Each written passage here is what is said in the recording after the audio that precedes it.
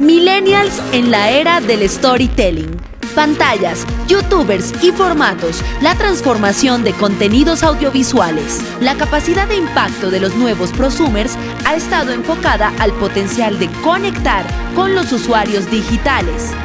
La narrativa implementada ha revolucionado estos nuevos contenidos y plataformas, dejando de lado a la academia de documentos guía, logrando cercanía e interacción a través de la inmediatez en el espectro digital. Así, los youtubers se han ido posicionando a nivel mundial en diferentes temáticas, otorgando personalidad al contenido. ¿Cómo se han convertido en referentes de opinión? Los influenciadores digitales han puesto en evidencia que la calidad técnica no es tan interesante para los contenidos. ¿Qué facilidades otorgan las plataformas de video para los generadores de contenidos?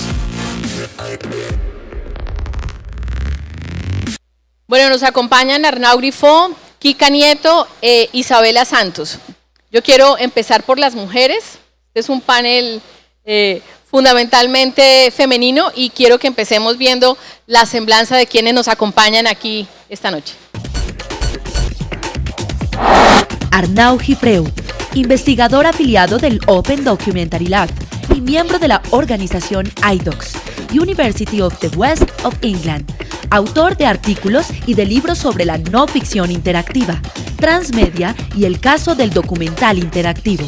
Colabora con medios interactivos de RTVE.es, Televisión Española, Proyecto Somos Documentales y el International Center for New Media, European Youth Award, Austria.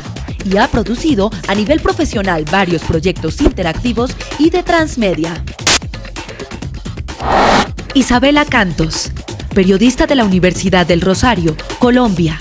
Mientras cursaba un año en la Universidad Complutense de Madrid, conoció el fenómeno blogger y booktuber, para luego lanzarse a hacer videos por YouTube con el fin de brindar a la audiencia reseñas digitales. Sus gustos en la literatura se distinguen entre la fantasía épica, los romances contemporáneos, la ciencia ficción y la literatura juvenil. Lleva 3 años con el canal Crónicas de una Merodeadora, donde actualmente cuenta con más de 36.200 seguidores. Kika Nieto, diseñadora gráfica de la Universidad Unitec en Bogotá, destacada por la creación y producción de contenidos digitales. Hoy en día es considerada como una de las youtubers más queridas y aclamadas. Ha recibido el premio MTV Miau tras contar con más de 2 millones de suscriptores en su canal de YouTube y 1 millón de seguidores en su cuenta de Instagram. Alexandra Falla, comunicadora social de la Universidad Externado de Colombia y especialista en propiedad intelectual, derechos de autor y nuevas tecnologías, con maestría en ciencias políticas de la Pontificia Universidad Javeriana. Fue vicepresidenta de radio del Instituto Nacional de Radio y Televisión, INRAVisión. Se desempeñó en la dirección operativa de Canal Capital de Bogotá. Fue miembro de la Autoridad Nacional de Televisión, ANTV, en representación de las gobernaciones. Actualmente es la directora de la Fundación Patrimonio Fílmico Colombiano.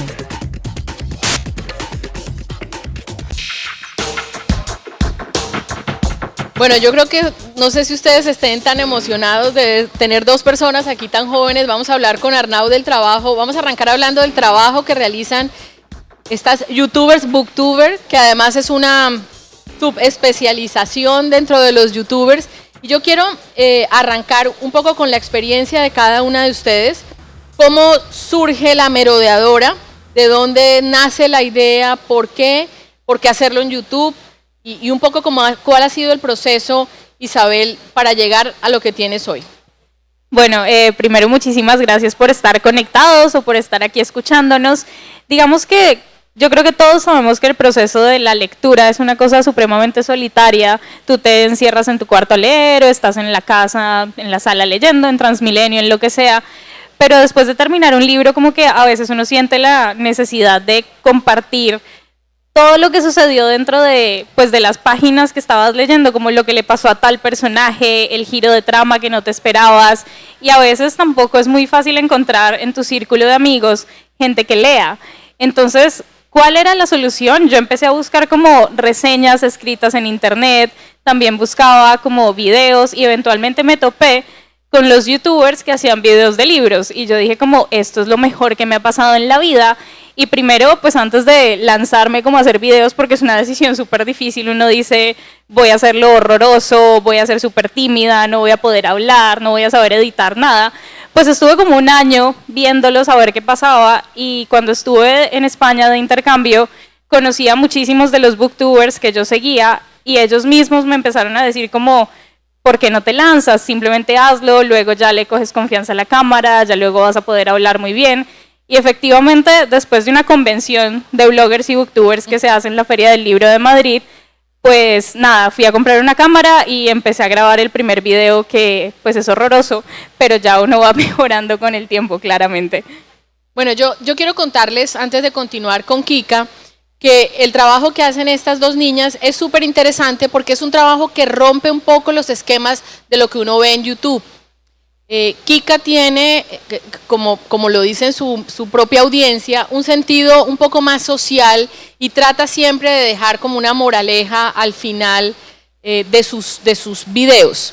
Y obviamente pues el tema de Isabel, al trabajar el tema de libros, también es diferente. Las dos tienen nichos de audiencia distintos. Ahora vamos a hablar un poco de cómo conocen a ustedes a su audiencia. Pero creo que es súper interesante el caso de las dos porque evidentemente las dos en su estilo rompen un poco las temáticas comunes de YouTube que están mucho más enmarcadas al humor o que están más enmarcadas a los tutoriales de maquillaje, de moda, de cocina, etcétera. Así que creo que hay que resaltar como ese diferencial y también quiero que hablemos ahora un poco de qué significa ese diferencial en el trabajo que ellas han hecho. Así que vamos a continuar con Kika hablando un poco la misma pregunta, cómo surge esa necesidad y obviamente cómo pasas de la necesidad a materializar el sueño de tener un canal en YouTube. Ok, bueno, básicamente yo empecé en YouTube por un accidente, un tema fortuito. Lo que yo estaba haciendo era vender con mi familia unos accesorios que se ponían en la cabeza y en el cuello de varias formas diferentes.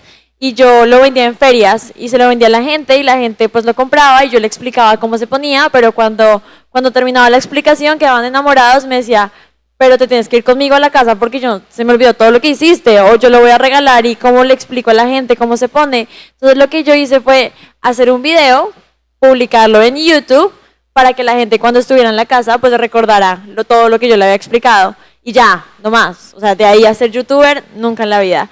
Hice el video, lo subí, creé un canal, no sé, se habría llamado, listo, 1, 2, 3, no sé cómo se llamaría en ese momento. Y decidí, pues mirar a ver qué pasaba. Obviamente siempre me llamó mucho la atención, yo crecí viendo youtubers muy famosos como, no sé, Yuya, Bethany Mota, gente que pues ya es muy grande y que me gustaba mucho, pero pues de ahí a que yo me imaginara haciendo lo mismo que ellos hacían, estaba muy lejos. Pasó tiempito y empecé a ver que ese video le llegó a mucha gente, empecé a tener seguidores, que no era mi intención. llegué a 100 seguidores y cuando llegué a 100 dije, bueno, vamos a intentarlo. Me gusta, puede que fracase, pero pues si no lo intento no lo voy a saber.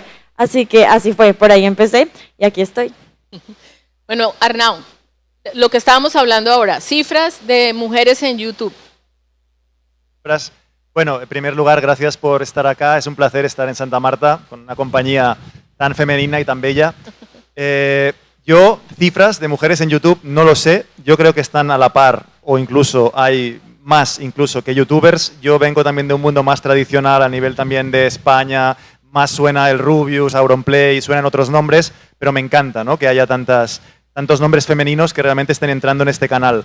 Yo creo que en América Latina sí tenemos un número súper importante femenino. Muchas mujeres. Yo lo que te podría decir, y lo que sí que es un poquito cómo hemos llegado, ¿no?, hasta este punto de este resultado, ¿no?, tan fantástico de gente que se dedica a expresarse delante de un canal en su casa, ¿no?, y no tiene que salir del espacio. Yo creo que hemos llegado a este punto porque en un minuto, resumiéndolo, podríamos decir de que cuando nació la web, básicamente la web era 1.0, ¿no?, era unidireccional. Esa web se transforma más o menos en el 2000 a una web 2.0 y esa web 2.0 ya permite más comunicación, digamos, bidireccional. Hay un momento clave que es el momento 2005, que es el momento donde YouTube realmente emerge junto a Facebook, y en ese 2005 es muy importante porque YouTube permite dos cosas, ¿no?, democratizar el uso del acceso del vídeo a la web y por otro lado permite empoderar al usuario y que este usuario genere contenidos. A partir de aquí yo creo que hay como 3 momentos antes de llegar a lo que son las y los youtubers y las influencers, básicamente, que para mí son 3 puntos, cada uno tiene sus puntos en la storyline, ¿no?, o en la timeline, pero para mí es 2007, 2012 y 2013. ¿Y qué pasa ahí? En 2007 básicamente hay un vídeo que muchos habrán visto, que es de un papá que envía un vídeo que ha grabado de sus hijos, básicamente, y el hijo mayor, están sentados en un sofá, le muerde el dedo a un niño. Y se llama Charlie Bit My Finger Again. Muchos lo han visto seguramente, y es simplemente un vídeo casero de un papá que envía un vídeo de la costa este a la costa oeste, porque no puede ir a visitar a la otra familia. Tiene tantos elementos icónicos ese vídeo que tiene 850 millones de visitas. Y hasta que Gangnam Style, en 2012, no lo pisa, que tiene 3.000 millones de visitas, es el vídeo más viral de la web. Después de 2012 viene otro vídeo que solamente tiene 10.000 visitas, que es de un director uruguayo que se llama Fede Álvarez, que se llama Panic Attack, ataque de pánico. Y es sobre una invasión alienígena en Montevideo, en Uruguay. Tiene 10.000 visitas, pero para mí es muy importante porque lo vieron 2 días después en Hollywood y ya le mandaron el tiquete para que Fede Álvarez viajara y ahora es director de películas en Hollywood. Ese potencia viral para mí son puntos y todo eso se deriva a que realmente gente desde casa pueda tener millones de seguidores. Y eso es un punto álgido, ¿no?, en la historia de la comunicación. Bueno, como estamos hablando de contenidos digitales, yo quiero que Kika y que Isabel nos cuenten un poco cómo es el trabajo de preproducción. Se han generado grandes discusiones hace 2 años o 3 años, 2 años creo. Germán Garmendia generó un colapso en la Feria del Libro en Bogotá. El libro se agotó en la Feria del Libro creo que al día siguiente. Creo que es el youtuber más importante que tiene América Latina en términos de número de suscriptores. Y se generó una gran discusión sobre la importancia o no de los youtubers. Por supuesto, hay quienes hablan con mucho desdén del trabajo que ustedes realizan. Y yo quisiera que ustedes nos contaran cuál es el trabajo de preproducción que tiene hacer un contenido digital como que ustedes realizan para que tenga además éxito. Es decir, mucha gente dice, no, eso es pararse frente a una cámara y hablar una cantidad de bobadas y ya. Entonces, quiero que ustedes nos cuenten cuál es el trabajo previo que ustedes realizan para llegar a hacer su video. Y obviamente cómo se va perfeccionando eso con el tiempo. Arranquemos por Isabel. Bueno, en mi caso la preproducción empieza desde, obviamente, leer libros, muchos libros, porque claramente... ¿Cuántos al mes? Al mes puedo leer unos 5 o 6 libros, más o menos. Entonces, claro, todo el contenido de mi canal depende de haber leído un libro, de poder pensar una reseña, haber escrito una reseña para estructurar un poco lo que voy a decir, o sencillamente como recordar muchos de los libros que he leído para hacer un video recomendando, no sé, los 5 mejores libros de ciencia ficción que he leído. Entonces, pues está ese primer paso, obvio, en la preproducción, el haber leído los libros, luego está, obviamente, escoger como un tema, ver qué voy a grabar, si es un tag, en este caso les llamo book tag, porque pues tienen que ver con libros, buscar las preguntas, pensar qué voy a responder, pues poner luego el set en mi casa, que es básicamente la biblioteca que tengo de fondo, sacar el trípode, la cámara, las luces, luego pues obviamente ya no es preproducción sino editarlo, pero básicamente... Es postproducción. ¿Cuántos Exacto. videos a la fecha, Isabel? Tengo 455 videos a la fecha. Ica. Evidentemente eso varía un montón dependiendo de cada youtuber, de la temática que cada youtuber varía. En mi caso, yo estoy subiendo 2 videos a la semana. Uno de ellos es un story time en donde yo me siento simplemente enfrente de la cámara y les cuento algo que me pasó de mi vida y lo que yo aprendí. Trato de dejarles un consejo, una moraleja, etcétera. Y el otro video que estoy manejando es como, digamos que para generalizar un poco, se llama lifestyle, es la categoría. Entonces yo recomiendo cosas, hago trucos, hacks, cosas que puede que no sabías que se podían hacer así, es más fácil que lo que estás haciendo, etcétera. Entonces son diferentes. Para un video de story time tengo que pensar en el título, en la miniatura para que sea interesante, tengo que grabarlo, me demoro un montón porque pues yo no soy la mejor del mundo con el tema de la expresión oral, entonces me trabo un montón. Ya luego ¿Ayuda al tema de ser diseñadora? me ayuda para Para la graficación y la constitución. sí, claro, cuando yo termino de grabar un story time o otro video, ya empieza el tema de postproducción en donde empiezo a editar el video y trato de meterle muchísimo más como vectores, animaciones para que visualmente sea mucho más atractivo y la gente se quede hasta el final. ¿Por qué, Kika, este contenido con consejos? ¿Por qué ese diferencial frente al resto? Básicamente, y suena romanticón, pero yo creo en Dios y para mí pues es como un módulo muy importante en mi vida. Entonces, cuando yo empecé a darme cuenta que estaba teniendo una voz en internet, dije, ¿por qué no tratar de hacer que esa voz no sea solamente para que, no sé, cause risa o entretenimiento, sino hacer algo bueno por el mundo? Pero sin que caiga como en lo monótono de tienes que ser una persona buena porque al que obra bien le va. No, sino como tratar de ejemplificar las cosas, de contar historias, de reírnos un poquito mientras que aprendemos. Entonces, digamos que traté de direccionar mi canal hacia hacer algo bueno mientras nos estábamos divirtiendo. ¿Y eras consciente de que eso era algo distinto a lo que hacía el resto? Pues no era consciente porque digamos que eso no era como lo que me estaba moviendo a hacerlo, pero sin embargo sí me doy cuenta que pues es diferente. Normalmente los youtubers hacen retos, hacen tags, hacen beauty, hacen tutoriales de maquillaje, etcétera, y no está mal para nada, es entretenimiento. Y lo que yo hacía en un inicio era así, simplemente lo que yo hice fue agregarle un plus, un factor diferencial sin necesidad de pensarlo, simplemente con la idea de aportar un poquito más. Okay. Bueno, Arnau, ahora estábamos en un panel anterior con Alejandro Piscitelli y hablábamos del fenómeno youtubers y él decía que había llegado como a un, no sé cuál fue la palabra que utilizó Alejandro, pero como a un tope, diría yo, y que no sabíamos un poco qué iba a pasar a futuro y que si eso iba a crecer el fenómeno o ya quedaba estancado. ¿Cuál es un poco la percepción frente a esta visión? Bueno, a mí futurizar en el sentido de los medios es una cosa para mí muy arriesgada y no acostumbro a hacerlo. Lo que sí veo es que lo que antes acostumbrábamos a ver más en Club Disney, eran cosas más incluso así, ahora se vuelve mucho más unificado, mucho más individual el consumo. Y lo que sí veo, no sé si sí que estoy un poco de acuerdo con Alejandro Piscitelli en que pues, esto puede migrar, ¿no? De alguna manera puede haber un nuevo ecosistema, pero ese ecosistema yo creo que sí que va a tener vídeo.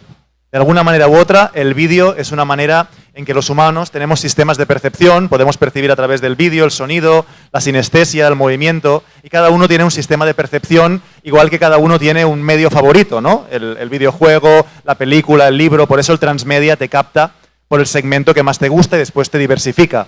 Por tanto, yo creo que va a haber quizá nuevos digamos, apariciones en estos ecosistemas, pero van a ser, digamos, siempre con una base del movimiento, del video, de la voz, del multimedia. Yo lo que quería resaltar, porque yo no soy youtuber, pero sí que me he tenido que hacer mucho, hay una proliferación mucho de maestrías, de formación, en que ya es online y te piden tu vídeo.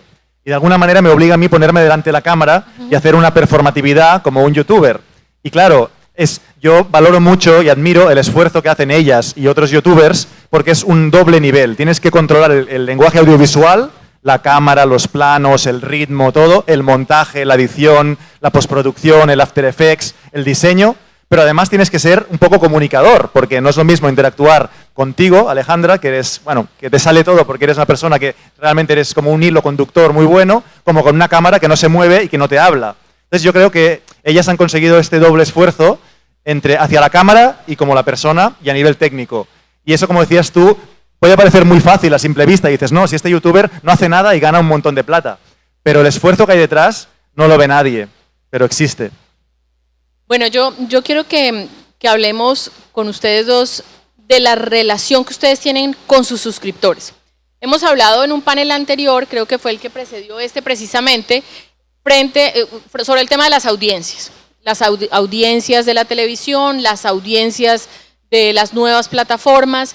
Y yo quiero que ustedes nos cuenten cómo es el relacionamiento de ustedes con su audiencia. Ustedes saben un poco cuál es, o estudian un poco cuál es el perfil de las personas que los siguen, cómo la retroalimentación de ellos incide en el trabajo que ustedes hacen, la tienen en cuenta, no la tienen en cuenta, se comunican con ellos. O sea, que nos cuenten un poco su relación con los suscriptores. Tú tienes 37,000. Tú tienes 2,5 millones, por supuesto es diferente y es distinto, pero contarnos como la experiencia de cada una. Bueno, digamos que saber como quién te sigue es un poco fácil por las analytics de YouTube o de todas las redes sociales que uno puede tener. Entonces, en mi caso personal, la mayoría de las personas que me siguen son chicas entre los 14 y los 21 años, la mayoría son niñas.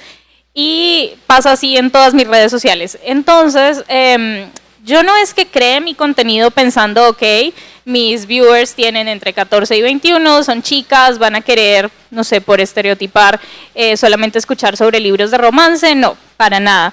Yo lo que hago es leer lo que me gusta, recomendarles lo que me gusta, y lo que sí es muy importante para mí y también para mis suscriptores es que les esté hablando constantemente, que les responda a los comentarios, que, no sé, les dé fab o retweet a los tweets, que les conteste, porque para ellos, nosotros a veces somos personas como muy lejanas, como, no sé, piensan que un youtuber es alguien inalcanzable, alguien que está como en otro nivel, que nunca vas a poder tocar. Y eso es totalmente falso, somos como humanos de carne y hueso que también tenemos días malos, lo que sea, pero pues estamos ahí detrás de todo contestándoles y eso les hace un montón de ilusión. Obviamente cuando los números empiezan a crecer, no me quiero imaginar cómo es en tu caso, ya es una cosa absolutamente imposible responderle a todo el mundo, o sea, incluso con 37,000 suscriptores es muy difícil mantenerse al día con todos los comentarios, con todo lo que te dicen en todas las redes, con todo lo que te piden o te exigen de una u otra manera, ¿no? Porque también están pidiéndote todo el día cierto tipo de videos y sí los tomo en cuenta muchas veces, es decir, yo tomo nota de ellos, pero pues obviamente no se los puedo dar inmediatamente, sino... ¿Cómo qué tipo de cosas pide la audiencia que está suscrita y qué has podido hacer y qué no has podido hacer? Bueno, lo que más piden y que es el video más complicado de hacer para un canal de BookTube es un Bookshelf Tour. Lo que quiere decir mostrarles absolutamente todos y cada uno de los libros que hay en mis bibliotecas. Yo tengo en este momento 8 módulos de bibliotecas, que son casi 1,000 libros, entonces ya se imaginan cómo es una edición de ese video, cuánto se toma grabarlo. Entonces eso lo hago una vez al año, pero lo piden como cada mes, porque cada mes tengo nuevos libros. Pero básicamente piden, no sé, haz la reseña del último libro de Rick Riordan. Entonces, pues claro, les digo, cuando lo lea, con mucho gusto saldrá. Pero sí, la mayoría de las cosas trato de cumplirlas, a menos que sea un libro de un género que nunca me va a interesar. Kika, obviamente con 2,5 millones de suscriptores es más difícil, pero yo imagino que también tienes una retroalimentación de los números que te bota YouTube y quisiera saber con eso, con el análisis cualitativo de lo que te dicen tú, ¿qué haces y qué perfil has logrado definir de tus suscriptores? ¿Sabes qué pasa? Y coincido un montón aquí con Isa. El tema es que tú debes, pues para ser un youtuber exitoso, en el sentido en el que te guste mucho lo que hagas y no te aburras al día siguiente, tú tienes que hacer un contenido que te guste a ti y ahí generas audiencia. Entonces, yo no empecé diciendo, yo me voy a ir a hablarle a gente de 20 años, entonces, ¿qué le gusta a la gente de 20 años? Sino que, por el contrario, yo dije, yo voy a hablar de lo que a mí me gusta y a partir de eso entendí que le gustaba a la gente de 20 años. Mi público, el mayor porcentaje de mi público está ubicado entre los de 18 a 25, luego está de 13 a 17 y luego de 25 en adelante. ¿Qué pasa? La gente que interactúa en los comentarios, que te da like, retweet, que te pregunta, que te envía correos, es gente más pequeña. Es decir, aunque mi público mayor es de 18 a 25, los que más interactúan son los de 13 a 17, porque los más grandes yo creo que les da como pena o como que miran y ya está. Entonces, tengo público chiquitito, que es el que me retroalimenta y el que me dice, Kika, quiero que hagas tal y tal y tal y tal, pero pues digamos que trato de encontrar como el punto perfecto entre lo que yo quiero hacer y lo que el público me está pidiendo.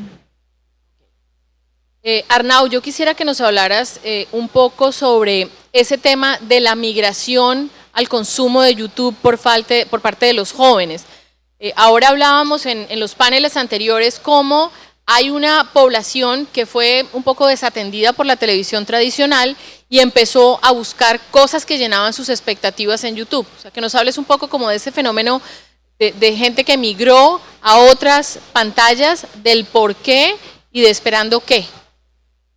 Creo que hoy durante el panel se dio creo que es en el panel también que estaba Alejandro Pistitelli también, que se daba el dato, ¿no? De que el 50% realmente de usuarios ya no está viendo televisión tradicional, digamos, y esto ha emigrado a plataformas más a la carta. Yo creo que hay un elemento que es básicamente la televisión a demanda, ¿no? Es decir, hay un momento básicamente en que nosotros ya como usuarios no vamos a consumir lo que nos ponga una parrilla tradicional de televisión, sino que tenemos capacidad de poder elegir lo que queremos. Y YouTube siempre está ahí. Es decir, YouTube es una plataforma que siempre está ahí y cuando tú coges empatía con una persona que para mí también se llaman youtubers, pero también influenciadores, porque en realidad un influenciador es una persona que tiene un cierto criterio o conocimiento sobre un tema. En su caso, bueno, el tema también un poco de Kika es más heterogéneo en general, ¿no? El caso de la otra persona también, pues en este sentido es más focalizado en temas también de libros, ¿no? De saber en este sentido, ¿no? Y más de lectura. Entonces, son temas muy específicos, pero yo creo que lo que la persona busca en cualquier momento es no depender de una programación que ya me viene dada y de una parrilla, y eso abre mucho las posibilidades a muchas plataformas. ¿La independencia en el consumo? Sí, en cierto modo, y el que yo no tengo las horas tampoco como para ponerme delante de esta plataforma, pero por otro lado también se comentó en otro panel el hecho de que básicamente yo ya no quiero, digamos, atender a lo que me ofrecen las grandes televisoras, pero sí que ellas también tienen que, de alguna manera, luchar contra la competencia. Y la competencia se está volviendo dura porque se generan otras fórmulas que no son youtubers, pero son muy parecidas a una persona delante de una pantalla hablando. Entonces, realmente también hay un enfrentamiento entre las personas que están solas haciendo esto, que tiene mucho valor, y las grandes corporaciones que han visto que hay un modelo de negocio ahí muy bueno, muy rentable, y también intentan colocar sus piezas para mover y jugar en esa partida. Entonces, al final es un ejercicio de pinzas muy complicado, pero yo creo que va a evolucionar hacia algo, pero va a haber competición. Y como decíamos antes charlando, tienes que diferenciarte siempre con algo innovador. No puedes seguir haciendo siempre lo mismo, porque va a haber alguien que tenga o más recursos o más talento quizá para hacerlo. Ya que estamos hablando del tema del mercado, un poco llegar a la monetización, Isabel, ¿cómo es la relación con las editoriales y si hay algún tipo de monetización hoy del trabajo que tú realizas? Bueno, al ser booktuber, pues me consideran una influenciadora de libros, entonces pues las editoriales claramente ven como una oportunidad de usar pues nuestros canales como una plataforma para ellos, pues poner públicamente cuáles son sus novedades, cuáles son los últimos libros juveniles. Y en realidad casi todas las editoriales me envían libros mensualmente y gratis, es decir, el pago de ellos porque yo enseñe sus libros en mi canal es que me los regalan. Por parte de ellos nunca he aceptado como una compensación económica porque siento que eso les da el derecho a ellos de pedirme que hable bien de un libro y yo nunca hablo bien de un libro si en realidad no me gustó. Es decir, todas las opiniones que hay en mi canal son absolutamente sinceras, ninguna está comprada ni patrocinada, más allá de lo que me dé como el partner de YouTube, que es una cosa irrisoria, que no importa, pero sí, las editoriales nunca te pagan en dinero, sino en libros. Y yo creo que para el sector de YouTube, que es BookTube, está bien así por este momento. Bueno, yo quiero preguntarle a Kika sobre algo que me pareció muy curioso en el trabajo de preproducción de este programa, y es que me enteré que ella se había ganado un premio Miau, que para mí era absolutamente desconocido. Entonces yo quisiera que ella nos contara de qué se trata ese premio, por qué se otorga, quién lo otorga, porque es como un mundo paralelo que uno desconoce, pero que me parece súper interesante conocer. Pues para mí también era un poco desconocido. A ver, yo sabía que existían los premios MTV Miau, pero de ahí a imaginarme nominada en una categoría era, no, o sea, irreal. Pero un día me llamó Cinti, que es mi manager, y me dice, Kika, estás nominada a los MTV en la categoría La Cara Más Fresca. Y yo, ¿qué es eso? No entiendo. ¿Cómo así que no sabes qué es eso? Son los premios más importantes en el tema digital ahorita vigentes. Claro, están nominados un montón de influenciadores gigantes, y mi categoría era La Cara Más Fresca, en el sentido de era como la cara más nueva. Yo soy de las nuevas personas que están entrando en el medio de YouTube. ¿Hace cuánto tiempo arrancaste? Juiciosita llevo 2 años. Llevo 2 años y pues me gané el premio. Fue una sorpresa enorme porque estaba compitiendo con personajes muy grandes, muy importantes, youtubers como, bueno, La Divasa, bueno, no sé si conozcan de pronto de la categoría, pero eran personas que tienen números muy grandes y que pues obviamente para mí ya era muy orgulloso como estar nominada a una categoría como esa, pero de ahí a pensar en ganármela estaba muy lejos. Y pasó porque, pues yo les digo pingüis a la gente que me sigue, la fuerza que tienen estos mis pingüis, siento que es muy grande y me apoyaron un montón, entonces, sí, Ese es un premio que se da con votación. Sí, con votación. O sea, todos los nominados le decían a su fandom, o sea, a la gente que lo sigue, vota, y pues el que más votara ganaba. Estamos aprendiendo mucho, Arnau. Una valoración sobre el trabajo que hacen los youtubers. Valoración sobre el trabajo que hacen los youtubers. Es que me pones cada pregunta entre la espada y la pared, ¿eh? Preguntas. A ver, una valoración sobre el trabajo que hacen los youtubers. Yo también es cierto que en esa generación que se han inventado todas las letras posibles, X, Y, G, los millennials, que serían un poco, y que yo por un año no entro, ¿no?, en esto de los 80, ¿no? Nadie se decide, pero dicen sobre los 80, están los millennials y sería un poco la generación también que inició con 20 y pocos años este fenómeno también de youtuber. Yo sí que a nivel de investigación, no es mi foco de investigación puro, pero sí que me he mirado como una parrilla de 10, 15 youtubers, no para esta sesión, también te lo diré, ya lo tenía un poco preparado, pero sí que miré un poco como 5 hombres y 5 mujeres, ¿no?, y contrasté. Y me di cuenta de la gran variedad de temas que albergan. Yo creo que hay mucho fenómeno también en hombres a nivel de videojuegos. Me sorprendió mucho también una categoría que era como unos youtubers que explicaban, supongo que vosotros sabréis el término en inglés, como leyendas urbanas, son cosas como más inventadas, creepy no sé qué, o creepy tales, o una cosa así. Creepypaste. Creepypasta, sí. Creepypasta, bueno. Entonces empecé a descubrir como un submundo de subtemas y subgéneros que me atrajo mucho, ¿no? Y que no sabía ni siquiera que existía, porque dicen, no, todos hablan de la belleza, de maquillaje, de coches, de fútbol, de videojuegos, y no es así. Hay como una especie de subespecie y de bosquejo de cosas muy interesantes. Por lo tanto, yo creo que se trabajan temas muy interesantes, pero que, siendo un poco provocador y crítico, mucha gente, y me encuentro a veces alumnos y gente que tengo en universidades, que parece que el youtuber sea un poco la voz de Dios. Esa voz de Dios no la tiene nadie, porque Dios está por todas partes, pero de alguna manera creo que tampoco hay que, ni al presentador de televisión es el que tiene la verdad sobre la noticia, ni al político de turno, ni al youtuber que lo sabe todo. Yo creo que hay que intentar relativizar, porque la gente joven también se lo cree mucho. Y no es para desmerecer a los youtubers, ni mucho menos. Es igual de respetuoso un youtuber que un político, para mí. Pero no hay que creérselo todo tampoco, ni estigmatizar de que es la persona que lo sabe o tal. Porque los youtubers son personas que saben influenciar mucho. Por eso son youtubers. Si no, una persona no se mete delante de la pantalla y tiene una capacidad de comunicación. Estamos en un mundo donde realmente la era de la posverdad es una era, en cierto modo, de la semi-mentira. Y todo, de alguna manera, se puede entender o no entender. Yo no hablo de los youtubers porque un vídeo es explícito, pero todos sabemos que una palabra de de Twitter, se puede entender de muchas maneras, ¿no? Entonces, yo creo que ahí, y es una de las preguntas que yo también, con tu permiso, les quería lanzar, era si a veces también el tema de las redes sociales, ¿no?, os espanta un poco, ¿no? Entrar en el YouTube no, pero sabéis que un youtuber es mucho más que un vídeo. Es una estrategia transmedia coordinada de plataformas. Entonces, ¿a veces os habéis sentido expuestas? ¿Os habéis sentido como con cierto miedo a qué tal? ¿O habéis tenido alguna experiencia? ¿O lo queréis compartir? ¿O no?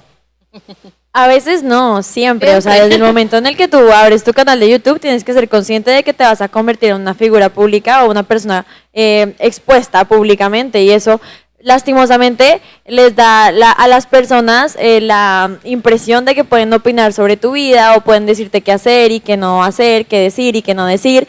Tienes que tener, digamos, que el carácter y la fortaleza para saber que lo que dicen las personas no siempre es ley, ¿no? Simplemente, pues, si te dicen algo como una crítica constructiva, tómalo, pero si no, pues simplemente déjalo ir. Entonces, no me ha afectado, gracias a Dios, tengo como digamos que un carácter o no sé cómo decirle, digamos que la forma de ser mía no es de, no puede ser, me dijeron y voy a llorar, no me pasa, pero sí sé que hay muchos youtubers a los que les afecta un montón. Entonces, expuestos estamos, sí. Yo estoy totalmente de acuerdo con lo que dices, es decir, en el momento en el que decides subir un video con tu cara a las redes sociales, en el momento en el que decides quitarle el candadito a Twitter y dejar tu cuenta abierta a todo el público, sabes que va a haber gente a la que le va a encantar tu contenido y va a haber gente que lo va a condenar por completo. En el caso de nosotros los booktubers, pues no estamos como tan expuestos en cuanto a nuestra vida privada, pues porque no, lo que compartimos son nuestras lecturas, pero la mayoría de los booktubers sí que nos concentramos en una franja de la literatura, que es la literatura juvenil, que de hecho es una literatura que mucha gente desprecia, dice que es la escoria, que es basura, que, mejor dicho, ¿para qué gastar árboles en ese tipo de libros, no? Entonces son muchos de ese tipo de comentarios lo que nos encontramos por ahí, que, no sé, que gastemos nuestro tiempo en cosas mejores, que les estamos llenando la cabeza a los niños de puras tonterías, cuando no es así. Es decir, que lean las personas absolutamente lo que quieran con tal de que lean, digo yo. Es como el mensaje, sobre todo en un país como Colombia que tiene un índice tan bajito de lectura. Entonces, creo que básicamente esos son los comentarios como peliagudos con los que nos encontramos nosotros, pero es cuestión de sencillamente eso, como superarlos y saber que hay trolls en el internet, básicamente. Bueno, yo quiero aprovechar este programa para invitarlos mañana a la celebración de los 15 años del programa de cine de la Universidad del Magdalena. 15 años es un trabajo muy, muy importante. Un aplauso, por supuesto, para la Facultad de Cine, que cumple mañana sus 15 años. Los esperamos a la celebración y de verdad felicitamos en este espacio ese cumpleaños. Miren, yo quisiera que nos contaran un poco frente al trabajo, por ejemplo, Kika, vamos a hablar de cosas puntuales que hiciste sobre la ballena blanca.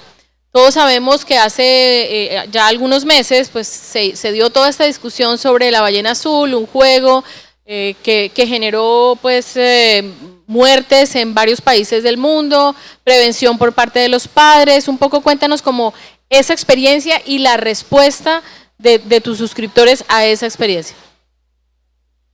Bueno, para contextualizarlos, la ballena azul era un juego, entre muchas comillas, que buscaba que la gente cumpliera retos a diario y cada reto era peor que el anterior. Buscaba que te maltrataras a ti mismo, que hicieras cosas que no estaban bien, etcétera. Lo que yo hice fue inventarme el reto de la ballena blanca. Entonces, donde yo cogí, digamos que todos los retos feitos que estaban presentes en el reto de la ballena azul y los convertí en retos buenos. Es decir, por ejemplo, uno de los retos de la ballena azul era que tenías que verte 24 horas de películas sangrientas y bueno, eso obviamente te raya la cabeza. Lo que yo hice fue convertirlo en uno de los retos es que te hagas planarrunchis con tu pareja o con tus amigas y te tomas una foto y me la envíes. El reto de la ballena azul constaba de 30 retos, eran 30 días. Yo lo que hice fue un reto de 7 días, era simplemente una semana y cada reto era, digamos que por el contrario del azul, era buscar como que la gente se motivara a vivir. Entonces, crea una playlist con tu música favorita y graba un video mientras que la estás disfrutando o la estás bailando con tus amigos. O en el reto de la ballena azul tenías que tatuarte con una cuchilla horrible. Entonces en el reto de la ballena blanca lo que yo hacía era como dibújate con un marcador lo que siempre te has querido tatuar, pero pues no te has atrevido, o sea, algo más aspiracional. Entonces lo que traté un poco fue de darle la vuelta por completo para que la gente empezara a olvidar un poquito del tema del reto de la ballena azul y se concentrara más en vivir. ¿Cómo fue la respuesta? Lo máximo, increíble. Nunca me imaginé algo así. Obviamente yo sé que estaba aprovechando como un boom que estaba sucediendo en este momento y mi intención era, como les digo, utilizar la voz que tengo en este momento para hacer algo bueno.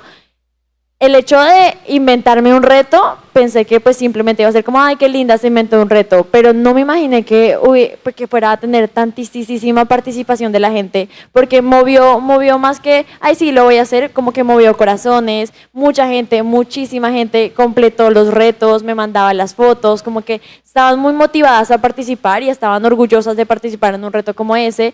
Incluso pues el voz a voz empezó a convertirse pues en más y más personas, nos llamaron a entrevistarnos en diferentes canales, revistas, etcétera. Entonces, claro, la respuesta fue muchísimo mejor de lo que nos imaginamos. Bueno, Isabel, Arnau ha dicho una cosa cierta, muchas veces la gente y sobre todo los adolescentes ven en los youtubers más o menos a Dios. ¿Qué se siente ser Dios para los adolescentes? Es decir, ustedes dos son personas muy jóvenes, tienen 24 años cada una, empezaron a los 22, a los 21. ¿Qué se siente esa responsabilidad de sentirse, de ser, no sentirse porque lo son, influenciadores sociales? Es una responsabilidad grandísima, sobre todo porque, como dices, tú sabes que la gente que te ve muchas veces te hace caso en absolutamente todo lo que digas. Es decir, puedes pedirles que se dibujen un tatuaje que quisieran hacerse y lo hacen. Puedes decirles que un libro es buenísimo y van a ir corriendo a una librería a comprarlo. De hecho, hay un caso súper particular que me acuerdo en este momento, no me pasó a mí, pero Fa Orozco es una de las booktubers más famosas de todo el mundo, ella es mexicana, y una vez estaba en una biblioteca y a ella le encantan los clásicos y empezó a grabar un video recomendando El Conde Lucanor, y el video se hizo pues bastante popular y al cabo de una semana ese libro estaba agotado en todas las librerías de México. Entonces es el poder que una voz que tiene credibilidad dentro de un grupo de personas puede tener, es increíble. Entonces, claro, tienes que tener cierta conciencia sobre lo que dices. Obviamente eso no significa que te censures sobre tus opiniones, es decir, si quieres recomendar 50 sombras de Grey y te gustó, pues puedes hacerlo, pero si no te gustó, pues puedes dar las razones por las que no te gustó. Si quieres que más jóvenes lean, no sé, El Quijote, pues dales un acercamiento mucho más atractivo para ellos. No les digas que es un súper clásico de la literatura, sino dales los tips que sean interesantes y que a ti te hayan llamado la atención como para engancharlos a ellos. Es saber comunicarse, básicamente, y ser auténtico y no mentirle a tu audiencia nunca. La misma pregunta para Kika, ¿qué se siente? 2,5 millones son muchos suscriptores y obviamente cada cosa que se diga tiene un impacto. Es una responsabilidad gigante porque, a ver, para serles sincera, yo no me siento para nada famosa o Dios, cero, porque lo que uno ve simplemente es un número. Tú estás en tu casa, enfrente de una pantalla de un computador y ves un numerito que va creciendo, pero como que de ahí a imaginarte eso materializado en gente de real, de carne y hueso, no ha pasado. O sea, tú sales a la calle y de repente alguien te pide una foto y ya está, pero no se imagina uno que sea de ese nivel la influencia. Pero cuando empiezas a notar que obviamente las personas te siguen, que te comentan, que quieren hacer las cosas que tú haces, que quieren vestirse como tú te vistes, que empiezan a opinar como tú opinas, es importante que asumas que eres responsable en una gran parte de la generación que viene y que asimismo actúes. Es diferente si yo dijera como, ay, X, o sea, es problema tuyo si me quieres ver o no, porque pues es responsabilidad tuya si me quieres ver o no, si yo soy consciente de que tengo una responsabilidad, no voy a salir en un video tomando descontroladamente o, no sé, diciendo groserías o fumando, porque yo no quiero que mi generación crezca haciendo eso. Entonces sí, es una responsabilidad y hay que asumirla desde el principio. Arnau, tú has dicho algo que me parece interesante de ahondar un poco, y es que el youtuber no es una figura solitaria, sino es un fenómeno transmedial. Y quiero que hagamos un poco de énfasis en eso antes de preguntarles a Kika y a Isabel cómo manejan ellas esa estrategia transmedial, es decir, cómo acompañan su canal de YouTube con otras redes sociales y cómo interactúan. Bueno, yo para un minuto voy a salir un poco del tema para volver después a enlazarlo con el youtuber. Hay una noticia, ¿no?, que comentábamos antes, que salió básicamente en Europa, pero que también atañe a Latinoamérica, de un gran campo donde los youtubers estarían metidos, que sería el campo de la economía digital. En este campo de la economía digital, que básicamente serían todo, ¿no?, videojuegos, informática, programación, diseño, es un campo enorme. En Europa están muy preocupados porque dicen que en 2020 van a faltar 800.000 plazas de trabajo en la economía digital, que es un campo que no está saturado y que hay mucho trabajo. Estas habilidades de la economía digital, en que Europa faltarán casi 1 millón de profesiones, es muy buena noticia, ¿no?, en un mundo saturado, en crisis, es muy buena noticia. En Latinoamérica no me quiero ni imaginar cuántas plazas faltarán y cuántos trabajos bien remunerados habrá en la economía digital. Esto es una muy buena noticia. Pero el youtuber, una de sus habilidades, como hemos comentado antes, es saber grabar, saber producir, saber editar, saber subir un vídeo en la web, Entonces, todo esto, yo lo que quería saber y también un poco es un youtuber, y lo desconozco, por eso también os lo pregunto, ¿no?, y os comparto un poco mi duda. ¿Un youtuber empieza, digamos, desde cero y voy a hacer un vídeo, o vosotras teníais una planificación? Es decir, cogisteis una hoja en blanco, hicisteis la carta a los reyes, la escribisteis y venía, pues sí, un vídeo en YouTube que se enlaza con un Facebook, después hay un Twitter, después hay vídeos virales, después hay una página web de autopromoción. ¿Pensasteis en esto o es una cosa que ha ido surgiendo a medida que habéis avanzado en vuestra carrera? Porque ya solo el canal no sirve, es decir, necesitan hacer parte de todo ese ecosistema digital. Y quiero hacer una breve alusión al tema que plantea Arnau, y es que en Colombia, por ejemplo, estamos bastante rezagados. Yo creo que las personas que están acá, no hace más de 2 años o 3 que estamos hablando de la economía naranja.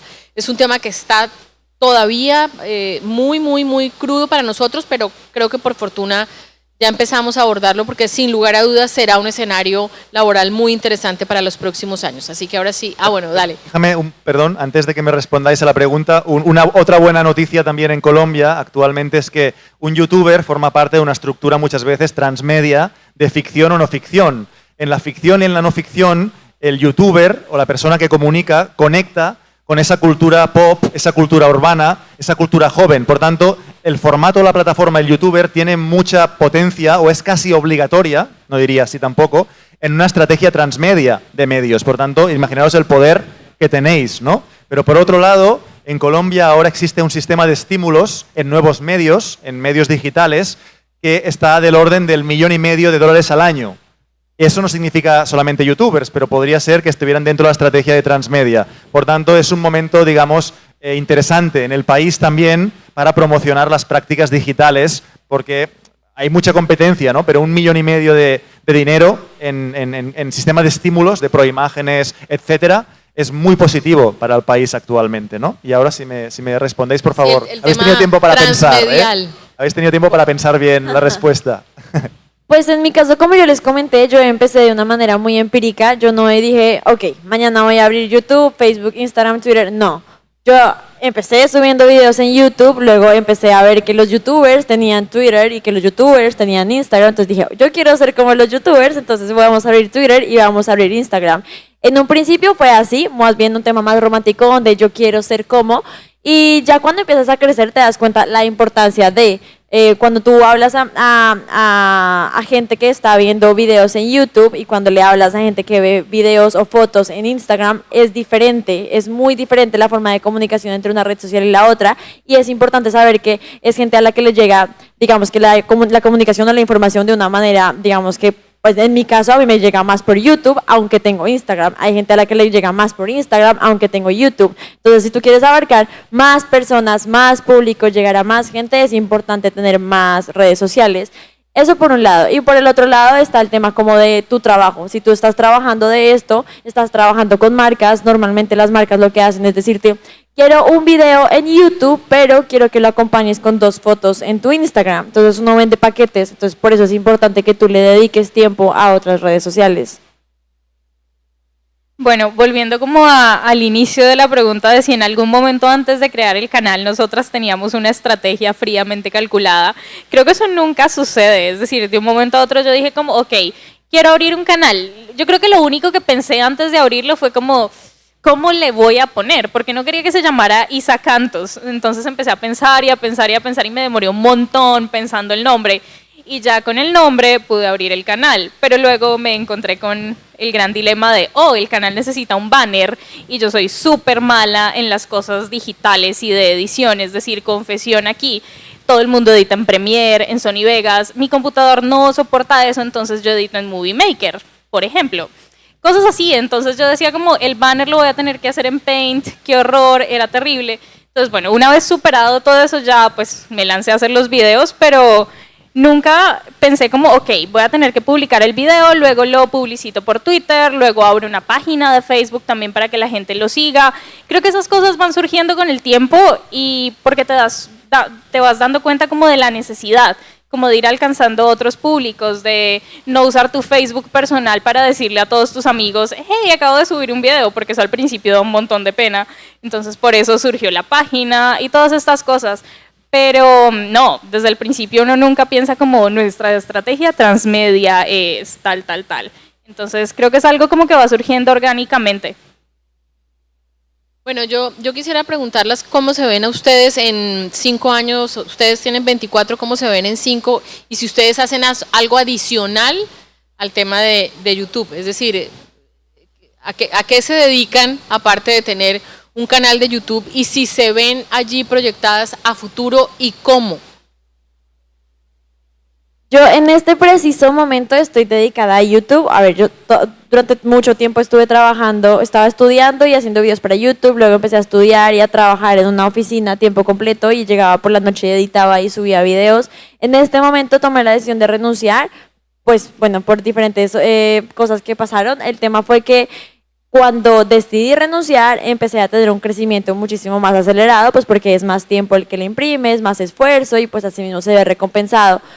No sé, de todo corazón me encantaría pensar que YouTube no se va a acabar nunca, pero pues uno no sabe eso, no lo sabe. Entonces, como no tengo el control, sí prefiero, digamos, que tener un piso un poquito más firme y proyectar mi audiencia a empresas. Entonces, en mi caso, yo en 5 años me veo más empresaria, como con mi marca de ropa o mi marca de, qué sé yo, merchandising. Yo soy diseñadora gráfica, entonces a lo que latino en este momento es a hacer diseños gráficos, a ilustraciones y estamparlos en buzos, en cosmetiqueras, en pues no sé, camisetas, etcétera, cosas que la gente que me ve diga, me identifico con lo que dibujaste o lo que hiciste y quiero tenerlo en mi vida. Entonces aprovechar que tengo esa audiencia para vender las cosas que yo hago como diseñadora. Eso nos indica que hoy con la monetización te va bien. Gracias a Dios, sí. Monetización no, ¿sabes? YouTube, bueno, o sea, no puedo, digamos que desmeritar tampoco lo que puedo recibir de YouTube, pero es más que todo lo que uno puede llegar a hacer con marcas. Okay. ¿Y a eso te ayuda la manager? Sí, un montón, lo hace casi todo. ¿Tú tienes manager, Isabel? No, para nada, lo hago todo sola yo. Okay. ¿Cómo te ves en 5 años? Bueno, en 5 años me veo viviendo en España, habiendo terminado como alguna especialización en traducción, que es lo que me gustaría hacer. Siempre me ha gustado estar como vinculada al mundo editorial, precisamente por los libros, a pesar de haber estudiado periodismo.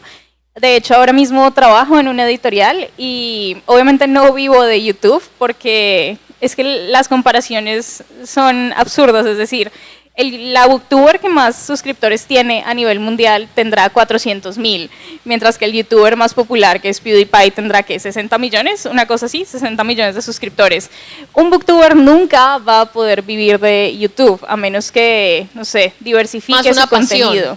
Exacto. Lo nuestro es mucho más un hobby, es mucho más, no sé, alentar la lectura, y eso que nuestro objetivo inicial al abrir el canal no fue como vamos a fomentar la lectura en nuestros países, sino es más bien armar una gran conversación alrededor de los libros, alrededor de lo que nos produce leer ciertas sagas o lo que nos produce descubrir un libro que no conocíamos y que nos encantó. Entonces, creo que es más eso, es un hobby. Entonces, básicamente. Bueno, quisiera, Arnau, que nos dieras vamos a empezar ya el cierre, el tiempo se ha pasado súper rápido, que nos dieras tus conclusiones sobre el tema en 1 minuto, por favor. Bueno, yo para cerrar, el pensamiento que tengo es que un poco voy a reafirmarme esta idea de no sé hacia dónde va a ir esto, sé que ahí hay algo, sé que de alguna manera la plataforma YouTube ha permitido muchos usos y es evidente que al final el uso de la web también va hacia un tipo de audiencia más integradora, pero también más individualista, en cierto modo también algunos comportamientos egotistas también, y el youtuber también responde un poco a dar algunas respuestas, pero a buscar, es decir, para mí cada persona es una marca, de alguna manera. Esa persona después puede tener algunas marcas adquiridas, pero para mí aquí hay un gran modelo de negocio en que realmente ya no serían que los youtubers necesitan marcas. Yo haría la reflexión inversa. Las marcas necesitan youtubers, necesitan poner caras en que realmente la gente, porque al final de todo estamos hablando, al final del día hablamos de empatía y de emoción. Y por sí, un logotipo, una marca no lo transmite. Hay que sí, pero tiene que estar muy bien hecho y ser una marca relacionada con símbolos alegóricos muy profundos. Pero una persona, la manera en que te habla, la manera en que te comunica, eso transmite empatía y emoción. Entonces, esas personas son marcas en sí y hay que cuidarlas. Y para mí, pues a veces me da un poco de miedo porque están un poco ahí como en la selva, ¿no? En la selva de la web y están un poco, hay mucho merodeador, hay mucho... Pero yo creo que realmente... Hay merodeadoras también.